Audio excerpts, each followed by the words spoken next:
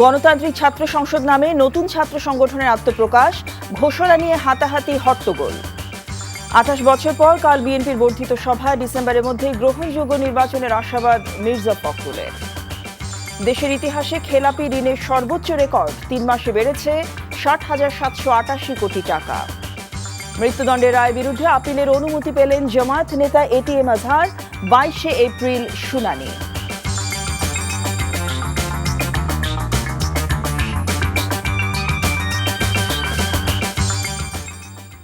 আসসালামু আলাইকুম, জসিন্তা জিনিয়া স্বাগত জানাচ্ছি এনটিভির রাতের খবরে। ক্রাউন সিমেন্ট শিরোনাম দেখছিলেন, এবার পুরো খবর। হট্টগোল ও হাতাহাতির মধ্যেই আত্মপ্রকাশ করল বৈষম্য বিরোধী ছাত্র আন্দোলনের সাবেক সমন্বয়কদের উদ্যোগে নতুন ছাত্র সংগঠন গণতান্ত্রিক ছাত্র সংসদ। নতুন এই ছাত্র সংগঠনে পদবঞ্চিত হওয়ার অভিযোগ এনে বেসরকারি বিশ্ববিদ্যালয়ের একদল শিক্ষার্থী হট্টগোল শুরু করে, যা পরবর্তীতে হাতাহাতিতে রূপ নেয়। এ সময় সংঘর্ষে বেশ কয়েকজন শিক্ষার্থী আহত হয়েছেন বলে খবর পাওয়া গেছে। কায়কোবাদ মাহমুদের রিপোর্ট। ঢাকা বিশ্ববিদ্যালয়ের মধুর ক্যান্টিনে বৈষম্য বিরোধী ছাত্র আন্দোলনের সমন্বয়ক আবু বাকের মজুমদার সংগঠনের ঘোষণা নিয়ে বক্তব্য শুরু করলেই তার উপর চড়াও হন প্রাইভেট বিশ্ববিদ্যালয়ের কিছু শিক্ষার্থী। এক পর্যায়ে বৈষম্য বিরোধী ছাত্র আন্দোলন ও বেসরকারি বিশ্ববিদ্যালয়ের শিক্ষার্থীদের মধ্যে শুরু হয় হাতাহাতি। হাতাহাতির মধ্যেই নতুন ছাত্র সংগঠন বাংলাদেশ গণতান্ত্রিক ছাত্র সংসদের আহ্বায়ক কমিটি ঘোষণা করা হয়, যেখানে আবু বাকের মজুমদারকে আহ্বায়ক এবং জাহিদ আহসানকে সদস্য সচিব করা হয়েছে। এছাড়া নতুন ছাত্র সংগঠনটির ঢাকা বিশ্ববিদ্যালয় শাখার আহ্বায়ক করা হয়েছে আব্দুল কাদেরকে।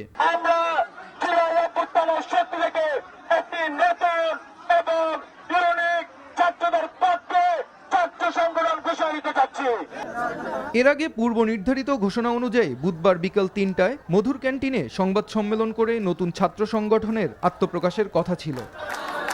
নির্ধারিত সময়ের ১ ঘন্টা পার হয়ে গেলে হঠাৎ বেসরকারি বিশ্ববিদ্যালয়ের শিক্ষার্থীরা এসে বিক্ষোভ শুরু করে। তাদের দাবি, নতুন ছাত্র সংগঠনের কমিটিতে তাদের বঞ্চিত করা হয়েছে। প্রাইভেটের অবদান তারা কি জানে না? তারা কি ভুলে গিয়েছে প্রাইভেটের অবদান? ১৯ তারিখের পরে তারা কোথায় ছিল? কোথায় সবাই এখানে মতামতের ভিত্তিতে তারপর তারা কমিটি গঠন করে। আপনারা প্রাইভেটের রক্তের সাথে আপনারা বিক্রয় করছেন। এ পরিস্থিতি নিয়ে সংগঠনটি জানায়, কমিটি নিয়ে দ্বন্দ্বে জড়িতদের বিরুদ্ধে সাংগঠনিক ব্যবস্থা নেওয়া হবে। বাংলাদেশ গণতান্ত্রিক ছাত্র সংসদ একটি স্বতন্ত্র ছাত্র সংগঠন। আমরা প্রাইভেট বিশ্ববিদ্যালয়ের প্রতিনিধি যারা রয়েছেন সকলের সাথেই আমরা কিন্তু বসেছি, মতামত নিয়েছি। আজকে যারা হয়তো বা তাদের সাথেও কিন্তু মতামত নেওয়া হয়েছে এবং তাদের কিন্তু একটা দাবি কিন্তু ছিল এবং নেতৃত্বের প্রতি তাদের উচ্ছ্বাস এবং আকাঙ্ক্ষা থাকবে, সেটার প্রতিফলন কিন্তু যখন নিশ্চিত হয়েছে তখন কিন্তু তারা কিন্তু সেটাকে মেনে নিয়েছে। Kaikobad Mahmud, NTV news, Dhaka. অন্তর্বর্তীকালীন সরকারের নতুন তথ্য ও সম্প্রচার মন্ত্রণালয়ের দায়িত্ব পেয়েছেন উপদেষ্টা মাহফুজ আলম। বিকেলে মন্ত্রিপরিষদ বিভাগ থেকে এক প্রজ্ঞাপনে এ তথ্য জানানো হয়। মঙ্গলবার সাবেক তথ্য উপদেষ্টা নাহিদ ইসলাম পদত্যাগ করেন। পদত্যাগের একদিনের মাথায় মাহফুজ আলমকে এই পদে দায়িত্ব দেওয়া হলো। মাহফুজ আলম গত ১০ নভেম্বর উপদেষ্টা হিসেবে শপথ নেন, তবে তিনি কোনো মন্ত্রণালয়ের দায়িত্বে ছিলেন না। ২৮ বছর পর কাল অনুষ্ঠিত হচ্ছে বিএনপির বর্ধিত সভা। সংসদ ভবনের এলডি হল মাঠে হবে এ সভা। দীর্ঘদিন পর এ বর্ধিত সভা সাড়া ফেলেছে নেতাকর্মীদের মধ্যে। তৃণমূলের মতামত নেওয়ার পাশাপাশি আগামী জাতীয় সংসদ নির্বাচন ও দলের করণীয় নিয়ে বর্ধিত সভায় আলোচনা হবে বলে জানিয়েছেন বিএনপি মহাসচিব মির্জা ফখরুল ইসলাম আলমগীর। সভায় লন্ডন থেকে ভার্চুয়ালি যুক্ত হয়ে বক্তব্য রাখবেন দলের ভারপ্রাপ্ত চেয়ারম্যান তারেক রহমান। ইমরুল আহসানের রিপোর্ট। ২০১৮ সালের ৩রা ফেব্রুয়ারি চেয়ারপারসন বেগম খালেদা জিয়া দলের নির্বাহী কমিটির সভা ডাকলেও বিএনপির সর্বশেষ বর্ধিত সভা হয়েছিল ১৯৯৭ সালে। এরপর নানা চড়াই উতরাই পেরিয়েছে বিএনপি, তবে সারা দেশের প্রতিনিধিদের নিয়ে সভা করার সুযোগ হয়নি। ৫ই আগস্ট পরবর্তী সাংগঠনিক কার্যক্রম গতিশীল করতে সব স্তরের নেতাকে বৃহস্পতিবার ডাকা হয়েছে ঢাকায়। জেলা উপজেলা পৌর কমিটির প্রায় ৪,০০০ নেতা উপস্থিত হবেন এই বর্ধিত সভায়। দলের মহাসচিব বলেন, বর্তমান রাজনৈতিক প্রেক্ষাপটে তৃণমূলের মতামত নেয়ার পাশাপাশি করণীয় নিয়ে আলোচনা হবে সভায়। মূল এজেন্ডা হচ্ছে দলের তৃণমূল পর্যায়ের নেতৃবৃন্দের মতামত নেওয়া একই সঙ্গে আপনার দলের শীর্ষ পর্যায় থেকে নেতৃত্বটাকে আবার তৃণমূলে পৌঁছে দেওয়া, তাদের মতামতটাকে, রাজনীতিটাকে, এই বিষয়গুলি প্রধান। একটা বর্ধিত সভায় যে এজেন্ডাগুলো থাকে, নির্বাচন একটা বড় ইস্যু, সেই নির্বাচনও এখানে এজেন্ডা একটা থাকবে বড়। জাতীয় কাউন্সিল হওয়ার কোনো সম্ভাবনা আছে কিনা এই মুহূর্তে আমি জানি না, তবে হতেও হওয়াটা এই মুহূর্তে সম্ভব নয় হয়তো, কিন্তু এটা নির্ভর করবে যে আমাদের যে বর্ধিত সভা হবে, সেই বর্ধিত সভার একটা মতামত নিয়ে সেই সিদ্ধান্তটা নেওয়া হবে। ইতিমধ্যে বর্ধিত সভার যাবতীয় প্রস্তুতি সেরেছে বিএনপি।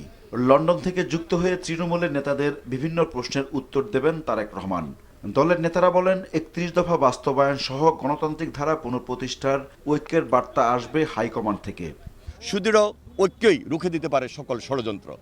এই বক্তব্যের মধ্য দিয়ে আমাদের মধ্যে নতুন একটা জাগরণ তৈরি হবে, নেতাকর্মীদের মধ্যে নতুন একটা স্পিরিট তৈরি হবে। এই স্পিরিটকে সামনে নিয়ে এই যুব সমাজ, এই তরুণ সমাজ এবং পুরো জাতিকে ঐক্যবদ্ধ করে আমরা সামনে এগিয়ে যেতে চাই জনাব তারেক রহমানের নেতৃত্বে এবং দেশনেত্রী বেগম খালেদা জিয়ার নেতৃত্বে। আমাদের এই বর্ধিত সভায় আমাদের সর্বস্তরের নেতাকর্মীদের সব বিষয়ের জন্যই প্রস্তুত রাখবো। নির্বাচনের যেমন প্রস্তুত রাখবো, তেমনি প্রয়োজন হলে যদি আন্দোলন করার মতো শক্তি বা প্রস্তুতি যেন সবসময় থাকে, সে ব্যাপারেও আমরা তাদের নির্দেশনা দেব এবং তাদের মতামত আমরা গ্রহণ করব। বর্ধিত সভা দলকে আরও শক্তিশালী করবে বলে আশা করছেন বিএনপি নেতারা। Imrul Hasan, NTV news, Dhaka. চলতি বছরের ডিসেম্বরের মধ্যে বাংলাদেশের সবার কাছে গ্রহণযোগ্য একটি নিরপেক্ষ নির্বাচন অনুষ্ঠিত হবে বলে আশা প্রকাশ করেছেন বিএনপি মহাসচিব মির্জা ফখরুল ইসলাম আলমগীর। বুধবার সন্ধ্যায় রাজধানীর সোহরাওয়ার্দী উদ্যানে অমর একুশে বইমেলায় একটি বইয়ের মোড়ক উন্মোচন অনুষ্ঠানে এ কথা বলেন তিনি। বলেন, বেগম খালেদা জিয়া পরিবর্তনের মধ্য দিয়ে সংসদীয় গণতন্ত্রকে ফিরিয়ে দিয়েছিলেন। নির্বাচনকালীন নির্দলীয় তত্ত্বাবধায়ক সরকারের বিধান নিয়ে এসেছিলেন। ফ্যাসিবাদের সময় ইতিহাসকে বিকৃত করার চক্রান্ত হয়েছিল উল্লেখ করে তিনি বলেন, দেশের ইতিহাস তারা 15 বছর ধরে বিকৃত করেছে। ইচ্ছে করলেই সঠিক ইতিহাসকে ভুলে যাওয়া যায় না, বিকৃত করা সম্ভব হয় না। আজকে এটা প্রতিষ্ঠিত হয়েছে। মুক্ত চিন্তার মধ্য দিয়েই সঠিক ইতিহাস দেশের মানুষ জানতে পারছে। আমরা বিশ্বাস করি যে আগামী ডিসেম্বরের মধ্যেই বাংলাদেশে একটা সকলের কাছে গ্রহণযোগ্য এবং নিরপেক্ষ একটি নির্বাচন অনুষ্ঠিত হবে। সেই নির্বাচনের মধ্য দিয়ে বাংলাদেশ গণতন্ত্রের পথে এগিয়ে যাবে। দেশনেত্রী বেগম খালেদা জিয়া তিনি এই পরিবর্তনের মধ্য দিয়ে সংসদীয় গণতন্ত্রকে ফিরিয়ে নিয়ে এসেছিলেন এবং তত্ত্বাবধায়ক সরকারের যে বিধান, অর্থাৎ আমরা যেটা বলছি যে নির্বাচনের সময় নিরপেক্ষ সরকারের ব্যবস্থা থাকা উচিত, সেই জায়গাটায় তিনি নিয়ে এসেছিলেন। ভোটার রেজিস্ট্রেশনে আশাব্যঞ্জক সাড়া পাওয়া যাচ্ছে উল্লেখ করে নির্বাচন কমিশনার মোহাম্মদ আনোয়ার ইসলাম সরকার বলেছেন, ডিসেম্বরকে সামনে রেখেই নির্বাচনের সব প্রস্তুতি চলছে। বিকেলে ভোটার তালিকা হালনাগাদ বিষয়ে মুন্সিগঞ্জে এক মতবিনিময় সভায় সাংবাদিকদের প্রশ্নের জবাবে এ কথা বলেন তিনি। এ সময় তিনি বলেন, স্থানীয় নির্বাচন করতে গেলে 1 বছরের সময় প্রয়োজন। সেক্ষেত্রে ডিসেম্বরে জাতীয় নির্বাচন সম্ভব নয়। ডিসেম্বরে নির্বাচনের জন্য নির্বাচন কমিশন প্রস্তুতি নিচ্ছে। আইনশৃঙ্খলার পরিস্থিতি উন্নয়ন হচ্ছে।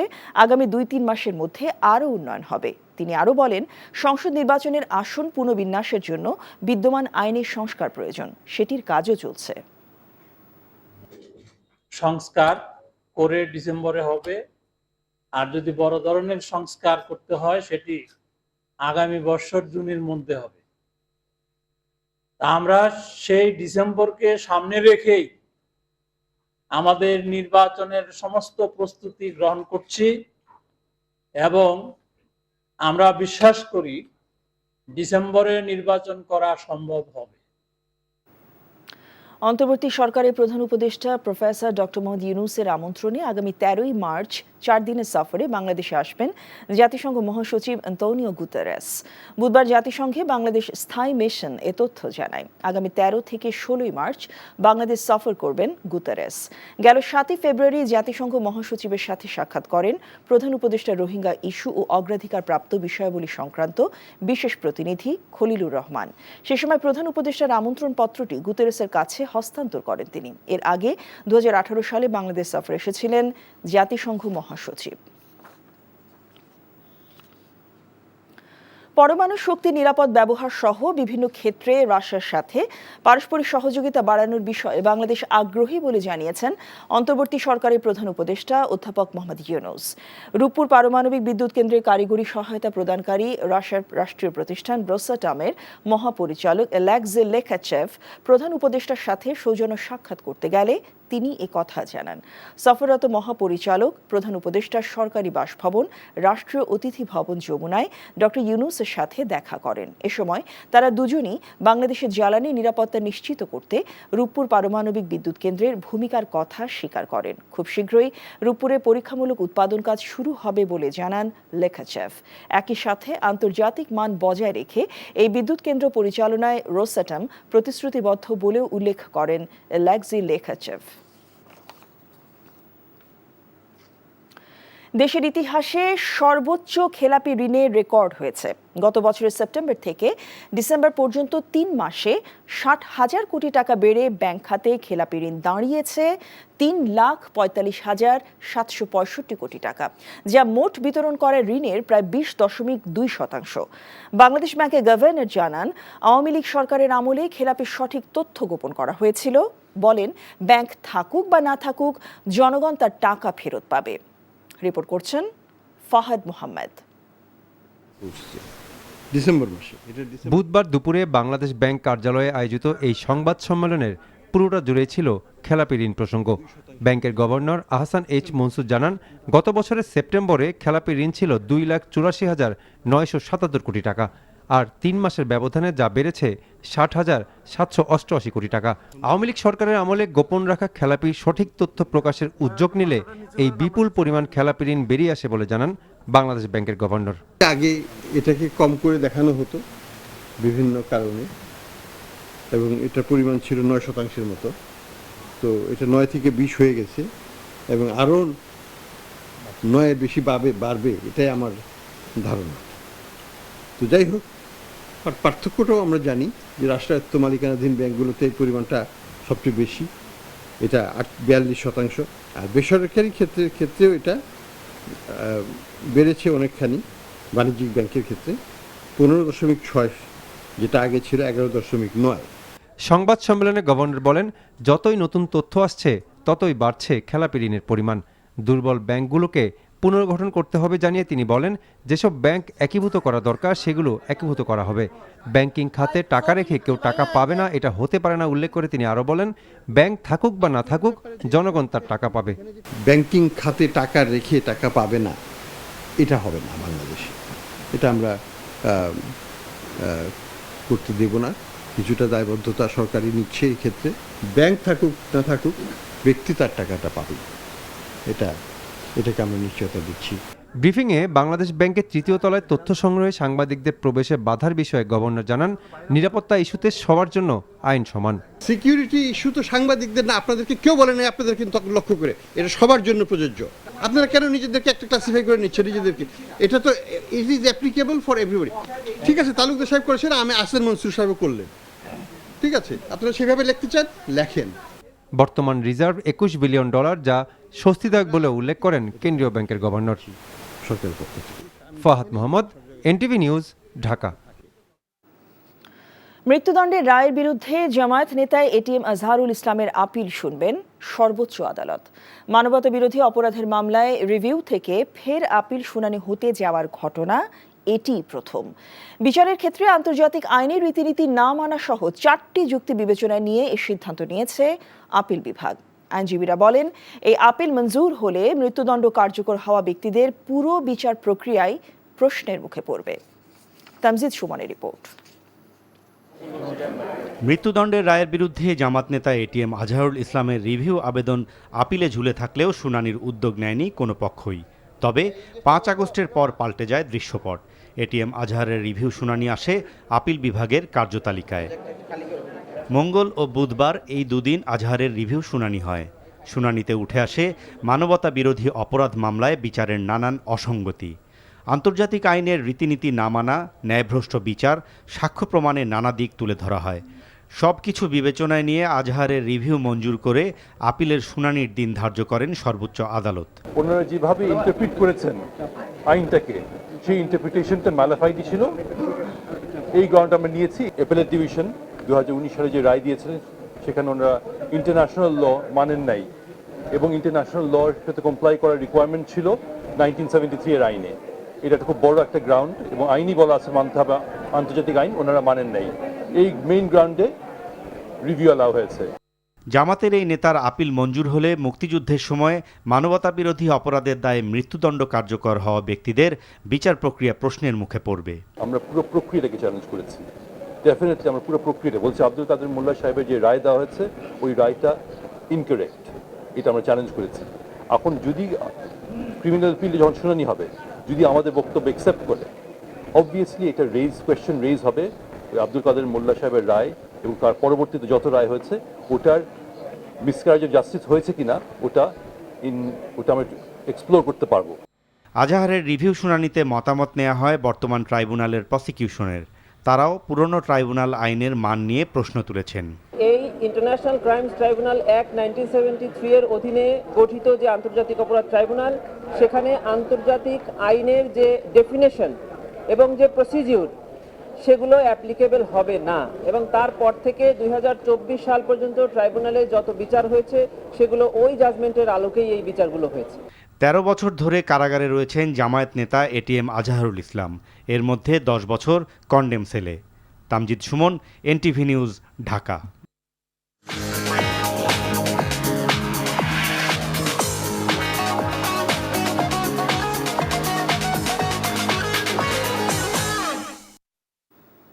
মার্কেন্টাইল ব্যাংক অর্থনীতির খবর। বিগত 15 বছরে দেশের শেয়ার বাজারকে রাজনৈতিক হাতিয়ার হিসেবে ব্যবহার করা হয়েছে বলে অভিযোগ করেছেন বিএনপি স্থায়ী কমিটির সদস্য আমির খসরু মাহমুদ চৌধুরী। অন্যদিকে পুঁজিবাজারের বর্তমান পরিস্থিতি থেকে উত্তরণের জন্য ভালো আইপিও এবং শেয়ার বাজারে আনার তাগিদ বিনিয়োগকারীদের। সকালে রাজধানীর নিকুঞ্জে ডিএসসি ব্রোকার্স অ্যাসোসিয়েশন আয়োজিত এক অনুষ্ঠানে এসব কথা বলেন তারা। আরও জানাচ্ছেন আরেফাত ইসলাম। দেশের পুঁজিবাজারের বর্তমান পরিস্থিতি ও ভবিষ্যৎ করণীয় নিয়ে ডিএসসি কার্যালয়ে আয়োজিত গোলটেবিল বৈঠকে বক্তারা বলেন, বিগত সরকারের আমলে পুঁজিবাজারে ব্যাপক অনিয়ম ও দুর্নীতির মাধ্যমে খাদের কিনারায় নিয়ে যাওয়া হয়েছে। সুশাসন ও জবাবদিহিতা না থাকায় হাজার কোটি টাকা লোপাট হয়েছে বলেও জানান সংশ্লিষ্টরা। যে সংস্কার কর্মসূচি চালন করা হয়েছে সেটা আসলে পর্যাপ্ত কিনা এবং বর্তমানে যে পরিস্থিতি আছে সেই পরিস্থিতিতে আসলে বিনিয়োগকারীরা কতটুকু আস্থা ফিরে পাবে। গত 15 বছর ধরে যে পুঁজিবাজারের যে গভর্নেন্স, এটা অত্যন্ত কোশ্চেনেবল। আপনি অ্যাক্সেস করতে পারছেন না, এক্সিট করতে পারছেন না। এই সমস্যা নিয়ে একটা পুঁজিবাজার কিভাবে টিকবে? আমি বিনিয়োগ করতে চাই, কিন্তু আমি জানি এখানে একবার বিনিয়োগ করলে আমি বেরোতে পারবো না, তাহলে আমি এখানে বিনিয়োগ করবো। ফলে একটা দীর্ঘমেয়াদী সমস্যা ক্রিয়েট করলো, কনফিডেন্স নষ্ট করে দিল, আস্থা নষ্ট করে দিল বাজারে। বিএনপির স্থায়ী কমিটির সদস্য আমির খসরু মাহমুদ চৌধুরী বলেন, নিয়ন্ত্রণ মুক্ত ছাড়া পুঁজিবাজারের স্বচ্ছতা ফিরিয়ে আনা সম্ভব নয়। যদি ডিরেগুলেট করা না যায়, ইউর বিগিন মোর করাপশন। এবং এই deregulation, I can assure you from our side, we will go for serious deregulation in the country. আপনি ডিরেগুলেশন না করলে সেলফ রেগুলেশন হবে না। You have to deregulate first, then self regulation আসবে, এবং self regulation ছাড়া কোনো ইকোনমি অপারেট করবে না। এছাড়া শেয়ার বাজার কারসাজির সঙ্গে জড়িতদের আইনের আওতায় এনে পুঁজিবাজার সংস্কারে স্বল্প, মধ্য ও দীর্ঘমেয়াদী পরিকল্পনা গ্রহণের কথাও বলেন সাবেক এই বাণিজ্যমন্ত্রী। একটা ইলেক্টেড গভর্নমেন্টের হাতে তুলে দেওয়া, এবং elected government will have to decide. Arafat Islam, NTV news, Dhaka. শুধুমাত্র আইন দিয়ে দুর্নীতি বা দুর্বৃত্তায়ন দূর করা যাবে না উল্লেখ করে এর জন্য সামাজিক রীতিনীতি পরিবর্তন জরুরি বলে মন্তব্য করেছেন বাণিজ্য উপদেষ্টা শেখ বশিরউদ্দিন। বাংলাদেশ তাঁত বোর্ডের অধীন তাঁতিদের মাঝে ন্যায্য মূল্যে সুতা, রং ও রাসায়নিক সরবরাহ বিষয়ক কর্মশালার উদ্বোধনকালে তিনি এমন মন্তব্য করেন। রাজধানীতে অনুষ্ঠিত এই কর্মশালায় সারা দেশ থেকে প্রান্তিক তাঁতিগণ অংশ নেন। যেহেতু প্রান্তিক তাঁতিরা দেশের নির্দিষ্ট এলাকায় বাস করেন, তাই তাদের টিসিবির মাধ্যমে স্বল্পমূল্যে নিত্যপণ্য সরবরাহ করার বিষয়ে সরকার ব্যবস্থা নেবে বলেও জানান উপদেষ্টা। সরকারি ভর্তুকি বা কর ছাড়ের কাগজ যেসব তাঁতি মহাজনদের কাছে বিক্রি করে দেন, তারা নিজেদের এবং দেশের ক্ষতি করছেন বলেও মন্তব্য করেন শেখ বশির। কাগজ বিক্রি করে গরুর গোস্ত খেয়ে তাঁতি বাঁচবে না, এই রীতি থেকে বের হইতে হবে। দুর্বৃত্তায়নের বিরুদ্ধে আমাদেরকে রীতি গড়ে তুলতে হবে। সবকিছু আইন দিয়ে নির্দিষ্ট করা যাবে না। আমরা যদি নিজস্ব চরিত্র, চারিত্রিক বৈশিষ্ট্যগুলো রীতি দিয়ে সংশোধন করা যায়, আইন দিয়ে সংশোধন করা যায় না। আমরা দুর্বৃত্তায়ন থেকে, দুর্নীতি থেকে বের হতে চাই। আমরা আগে বুঝি কোন কোন জায়গায় দুর্বৃত্তায়ন হয়েছে, কোন জায়গায় দুর্নীতি হয়েছে, আমরা সেইখানকার প্রতিবন্ধক সমূহ সুনির্দিষ্ট করি। রমজান মাসে চাহিদা বাড়ে এমন সব ভোগ্যপণ্য বিপুল পরিমাণে আমদানি হচ্ছে। কিছু ক্ষেত্রে চাহিদার চেয়েও কোনো কোনো পণ্য বেশি আসছে বলে জানান সংশ্লিষ্টরা। ফলে দাম কমার পাশাপাশি ভোক্তারা স্বস্তিতে থাকবেন বলে আশা ব্যবসায়ীদের। চট্টগ্রাম থেকে জানাচ্ছেন শামসুল হক হায়দরি, ক্যামেরায় ছিলেন সুমন গোস্বামী। রমজান মাসে চাহিদা বাড়ে এমন সব পণ্যের বেশিরভাগ আমদানি হয় চট্টগ্রাম বন্দরের মাধ্যমে। আমদানি সংশ্লিষ্টরা জানান, রমজানের 2 মাস আগে থেকে বাড়তি ছোলা, খেজুর, ডাল, পেঁয়াজের মতো পণ্যগুলো আসতে শুরু করে, যা চলে পুরো রমজান মাস জুড়ে। এবছর এসব পণ্যে শুল্ক ছাড় সহ আমদানিকারকের সংখ্যা বাড়ায় আগের বছরের তুলনায় প্রায় সব পণ্যই পর্যাপ্ত পরিমাণে আসছে বলে জানান সংশ্লিষ্ট কর্মকর্তারা। আমাদের রমজান উপলক্ষে সামনে যে আমাদের আমদানির যে ধারাবাহিকতা সেটা স্বাভাবিক আছে, এবং আমাদের আমদানির যে পারমিশন আমাদের গভর্নমেন্ট থেকে, আমাদের অথরিটি থেকে, সেটা কিন্তু আমাদের পর্যাপ্ত পরিমাণে দেওয়া আছে। ছোলা সাধারণত অস্ট্রেলিয়া, কানাডা, রাশিয়া, ইউক্রেন এই সমস্ত দেশ থেকে পণ্যগুলো আসে, এবং আমরা সেগুলো পরীক্ষা নিরীক্ষা করছি, এবং পরীক্ষা নিরীক্ষা করে এটা গুণগত মান আমরা নিশ্চিত হয়েই কিন্তু আমরা এই ছাড়পত্র ইস্যু করছি। এদিকে দেশে ভোগ্যপণ্যের বড় পাইকারি বাজার খাতুনগঞ্জ ঘুরে দেখা যায় রোজায় চাহিদা বেশি এমন পণ্যের মজুদ সন্তোষজনক। রমজানের 1 মাসে খেজুরের চাহিদা 60,000 মেট্রিক টন এবং ডাল ও ছোলার চাহিদা 1 লাখ টন করে। পর্যাপ্ত পরিমাণে আমদানি অব্যাহত থাকায় ইতিমধ্যেই এসব পণ্যের দাম কমতে শুরু করেছে বলে জানান ব্যবসায়ীরা। 1 মাস আগে আপনার 120 টাকা 18 টাকা বিক্রি হয়েছে, সে ছোলা এখন বিক্রি হচ্ছে আপনার 101 টাকায়। 1 মাসের তুলনায় কেজিতে 20 টাকা করে কমেছে। এসব বাড়ার কারণে আপনার মালের দাম কমে যাচ্ছে। আমরা যে গত বছর খেজুর 10 কেজির খেজুর আমরা 2500 টাকায় বিক্রি করেছি, এবছর সেটি বিক্রি হচ্ছে 1600 থেকে 1700 টাকায় বিক্রি হচ্ছে। 5000 টাকার যে খেজুর আমরা বিক্রি করেছি কার্টন, সেটি এখন বিক্রি হচ্ছে 4000 টাকায়। সব মিলিয়ে আমাদের আমদানি গত বছর তুলনায় অনেকাংশে বেড়েছে।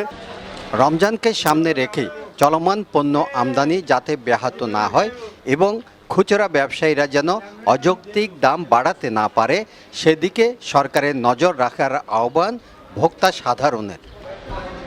শামসুল হক হায়দরি, এনটিভি নিউজ, চট্টগ্রাম।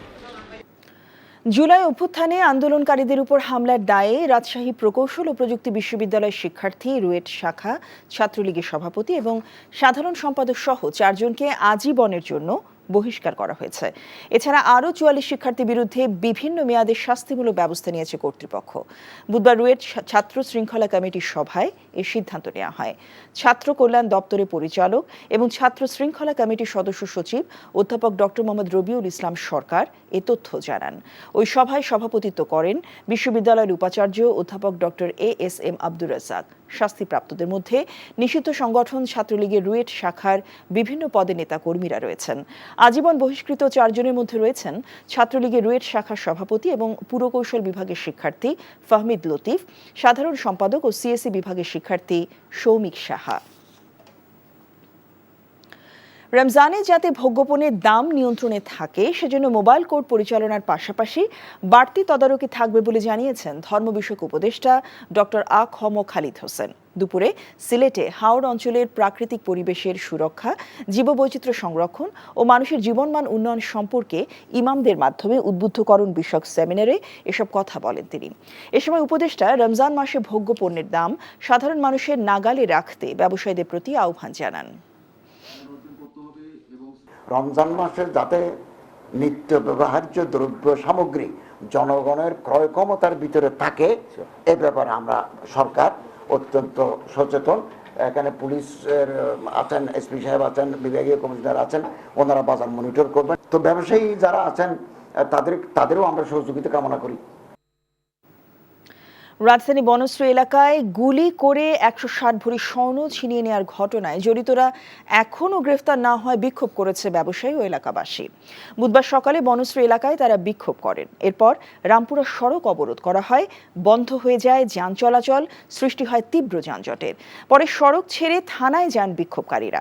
অপরাধী গ্রেফতার না হওয়ায় ক্ষোভ জানান তারা। অপরাধী গ্রেফতার না হলে আগামী সোমবার প্রেস ক্লাবের সামনে স্বর্ণ ব্যবসায়ীদের সঙ্গে নিয়ে বিক্ষোভ কর্মসূচির ঘোষণা দেওয়া হয়। পুলিশ জানিয়েছে অপরাধীদের গ্রেফতারে অভিযান চলছে। অন্তর্বর্তী সরকারকে দ্রুত স্থানীয় নির্বাচন এবং প্রয়োজনীয় সংস্কার এবং আইনশৃঙ্খলা পরিস্থিতির উন্নতি করে জাতীয় নির্বাচন দেওয়ার দাবি জানিয়েছেন জামায়াতে ইসলামের আমির ডক্টর শফিকুর রহমান। তিনি বলেন, পরিকল্পিতভাবে আইনশৃঙ্খলা পরিস্থিতির অবনতি করা হচ্ছে। এ পরিস্থিতিতে জাতীয় নির্বাচন করা হলে রক্তের বন্যায় ভেসে যাবে দেশ, এটা কিছুতেই কাম্য নয়। বিকালে নীলফামারীর ডোমার উপজেলায় এক পথসভায় এসব কথা বলেন ডক্টর শফিকুর রহমান। জামায়াত আমির বলেন, 15 কোটি ভুয়া ভোটার বাদ দিয়ে সুষ্ঠু নির্বাচনের মাধ্যমে জনগণের ভোটাধিকার ফিরিয়ে দিতে হবে। বাংলাদেশে আইন শৃঙ্খলা পরিস্থিতি অতি সম্প্রতি পরিকল্পিতভাবে ষড়যন্ত্র করে হয়তোবা তার অবনতি ঘটানো হচ্ছে। এই অবস্থায় যদি বাংলাদেশে কোনো নির্বাচন হয়, চরম বিশৃঙ্খলা হবে, রক্তের বন্যায় বাংলাদেশ ভেসে যাবে। আমরা এটা চাই না। স্থানীয় সরকার নির্বাচন অতি দ্রুত নিতে হবে। জাতীয় নির্বাচনের জন্য গ্রহণযোগ্য সংস্কার হতে হবে। তরুণদের কর্মসংস্থানের জন্য তথ্য প্রযুক্তি খাতকে গুরুত্বপূর্ণ খাত হিসেবে উল্লেখ করেছেন বিএনপি স্থায়ী কমিটির সদস্য আমির খসরু মাহমুদ চৌধুরী। বিকেলে রাজধানী বনানীতে একটি হোটেলে অনলাইন ব্যবসায়ীদের সংগঠন ই-ক্যাবের একটি প্রতিনিধি দল তার সাথে সাক্ষাৎ করতে গেলে এ কথা বলেন তিনি। আমির খসরু বলেন, বিএনপি ক্ষমতায় গেলে অর্থনৈতিক পুনর্গঠনের এবং কর্মসংস্থান সৃষ্টির জন্য তথ্য প্রযুক্তি খাতকে গুরুত্বপূর্ণ দেয়া হবে। এছাড়া এই খাতে সংশ্লিষ্ট লেনদেন সুবিধার জন্য বিএনপি সরকার গঠনের পর দ্রুত সময়ের মধ্যে পেপালকে বাংলাদেশে নিয়ে আসা হবে। এ বিষয়ে আলোচনা চূড়ান্ত বলেও জানান তিনি। বৈঠকে উপস্থিত ছিলেন ইউনাইটেড আইসিটি ফোরামের আহ্বায়ক ফয়সাল আলিম। যখনই গণতন্ত্র হত্যা হয়েছে তখনই বিএনপি আপোষহীন ভূমিকা রেখেছে। গণতন্ত্রের প্রশ্নে আপোষহীন এক রাজনৈতিক দল হচ্ছে বিএনপি, এমন মন্তব্য করেছেন বিএনপির সিনিয়র যুগ্ম মহাসচিব রুহুল কবির রিজভী। বিএনপির বর্ধিত সভা উপলক্ষে জাতীয় সংসদ ভবনের এলডি হল প্রাঙ্গণ পরিদর্শন শেষে এই মন্তব্য করেন তিনি। বলেন, এখন পূর্ণ গণতন্ত্রে ফেরার পালা, কিন্তু এখনও নির্বাচন নিয়ে গড়িমসি চলছে। সরকার ও নির্বাচন কমিশন কেন নির্বাচনের বিষয়ে এখনও কিছু বলছে না তা নিয়ে জনমনে প্রশ্ন উঠছে। রিজভী আরও বলেন, দেশি বিদেশি ষড়যন্ত্র রুখতে ও জাতীয় ঐক্য ধরে রাখতে আলোচনা হবে বর্ধিত সভায়। জাতীয় নির্বাচনের আগে স্থানীয় নির্বাচন নয়, এমন দাবিতে সমাবেশ করেছে বিএনপি সমর্থিত সারা দেশের সাবেক স্থানীয় জনপ্রতিনিধি এবং বিগত নির্বাচনে অংশ নেওয়া প্রার্থীরা। জাতীয় প্রেস ক্লাবের সামনে সমাবেশ শেষে পদযাত্রার মাধ্যমে প্রধান উপদেষ্টার কার্যালয়ে স্মারকলিপি জমা দিতে যান তারা। এ সময় তারা জানান, জাতীয় সংসদ নির্বাচনের আগে স্থানীয় সরকার নির্বাচন তারা চান না। আগে স্থানীয় সরকার নির্বাচনের কথা যারা বলছেন তাদের ভিন্ন মতলব আছে। জাতীয় নির্বাচন প্রশ্নবিদ্ধ করতে আগে একটি গোষ্ঠী স্থানীয় সরকার নির্বাচন চায়, যা ষড়যন্ত্র হিসেবে তারা দেখছেন। দাবি মানা না হলে আন্দোলনের হুঁশিয়ারিও দেন স্থানীয় সরকারের সাবেক জনপ্রতিনিধিরা।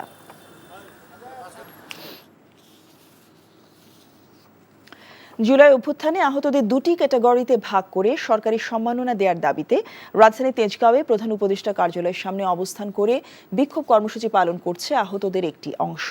বুধবার দুপুর 12টা থেকে প্রধান উপদেষ্টার কার্যালয়ের সামনে অবস্থান নেয় তারা। এ সময় প্রধান উপদেষ্টার বিশেষ সহকারী অবসরপ্রাপ্ত সেনা কর্মকর্তা আব্দুল হাফিজ দাবি মেনে নেওয়ার আশ্বাস দিলেও প্রজ্ঞাপন না হওয়া পর্যন্ত আন্দোলন কর্মসূচি চালিয়ে যাওয়ার ঘোষণা দেন তারা। এছাড়া অভ্যুত্থানে আহতদের নিরাপত্তা নিশ্চিতে, সুরক্ষা আইন ও আহতদের সেবা নিশ্চিতে একটি হটলাইন নাম্বার চালু করার দাবিও রয়েছে তাদের।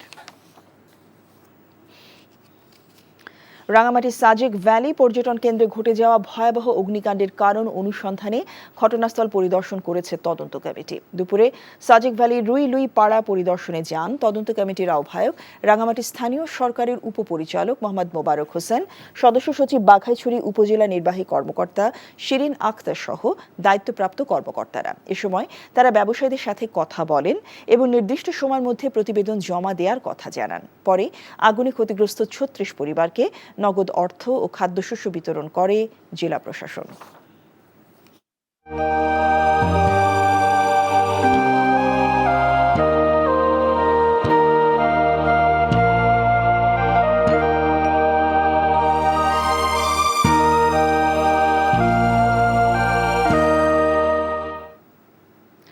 বাংলা সাহিত্যের বিশাল অংশ জুড়ে রয়েছে চিরায়ত সাহিত্য। কালোত্তীর্ণ এসব বই আজও বাঙালি পাঠকদের আকর্ষণের স্থানে রয়েছে। বিভিন্ন প্রকাশনীতে রয়েছে এসব বইয়ের চাহিদা। মেলার 26তম দিনে নতুন বই প্রকাশ পেয়েছে 166টি। সাদরিনা খন্দকারের রিপোর্ট।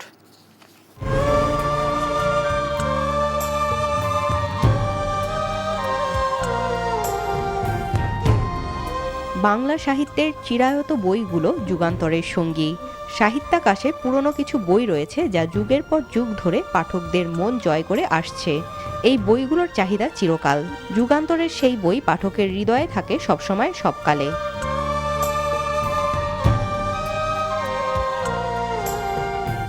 কাজী নজরুল ইসলাম, রবীন্দ্রনাথ ঠাকুর, বিভূতিভূষণ বন্দ্যোপাধ্যায়, শরৎচন্দ্রের সাহিত্যকর্ম আজও বই প্রেমীদের পছন্দের শীর্ষে। আমাদের বর্তমান লেখকদের চেয়ে যারা আগে লেখে গেছে তাদের লেখা হলো কালজয়ী লেখা। এই লেখাগুলোর ভিতর ভাষা খুঁজে পাওয়া যায়, তারপর লেখাগুলোর ভিতর ভাব খুঁজে পাওয়া যায়। হয়তো এখনকার লেখকরা পাঠককে আকর্ষণ করতে পারছেন না। এখনও রবীন্দ্রনাথ, সমরেশ মজুমদার, এই লেখাগুলোই যেন আমরা ঘুরে ফিরে কিনতে চাই। আমরা যারা নতুন আছি পুরনো জিনিসগুলোর সাথে আবার ইউজ টু হচ্ছে, আরও ভবিষ্যতে হব, এভাবে চলতেই থাকবে। বই বিক্রেতারা বলছেন সাহিত্য প্রেমীরা খুঁজে নেন চিরায়ত বইগুলো। চিরায়ত বই সবসময় ভালো চলে। বাংলা সাহিত্য যতদিন আছে এই বইগুলি ততদিনই চলবে। আমার বিশ্বাস এই বইগুলির মৃত্যু নাই। নতুন লেখক তো আছেই, পাশাপাশি আমার মনে হয় পুরাতন লেখকের প্রতি আজও পাঠক এখনো আসক্ত। বুধবার মেলায় লেখক ও নাট্যকার ডক্টর লিপি মনোয়ারের নাট্যগুচ্ছ, সেরা গল্প ও সোনালী স্বপ্ন নামে 3টি বইয়ের মোড়ক উন্মোচন হয়েছে। Sadrina Khandakar, NTV news, Dhaka.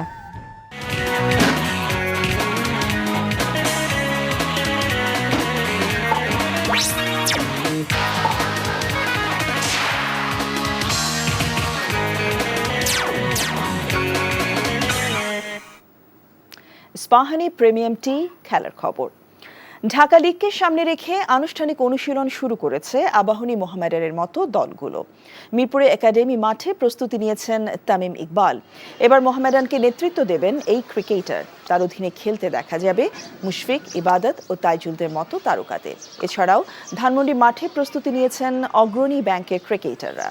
অমিত হাসান ও সাদমান ইসলামদের মতো ক্রিকেটারদের নিয়ে দল সাজিয়েছে অগ্রণী ব্যাংক। এছাড়াও ব্যক্তিগত উদ্যোগে অনুশীলন করেছেন বেশ কয়েকজন ক্রিকেটার। প্রস্তুতির অভাবেই চ্যাম্পিয়ন্স ট্রফিতে ব্যর্থ বাংলাদেশ। প্রধান কোচ ফিল সিমন্সের পর সহকারী কোচ মোহাম্মদ সালাউদ্দিনের কণ্ঠেও একই সুর। তবে নিয়ম রক্ষার ম্যাচে কোনো পরীক্ষা নিরীক্ষার পথে হাঁটতে চায় না বাংলাদেশ। এদিকে বাংলাদেশের মুখোমুখি হওয়ার আগে নাহিদ তাসকিনদের প্রশংসা করেছেন পাকিস্তানের প্রধান কোচ আকিব জাভেদ। কাল দুপুর 3টায় রাওয়ালপিন্ডিতে মুখোমুখি হবে দুই দল।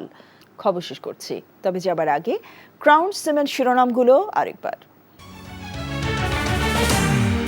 গণতান্ত্রিক ছাত্র সংসদ নামে নতুন ছাত্র সংগঠনের আত্মপ্রকাশ ঘোষণা ঘিরে হাতাহাতি হট্টগোল।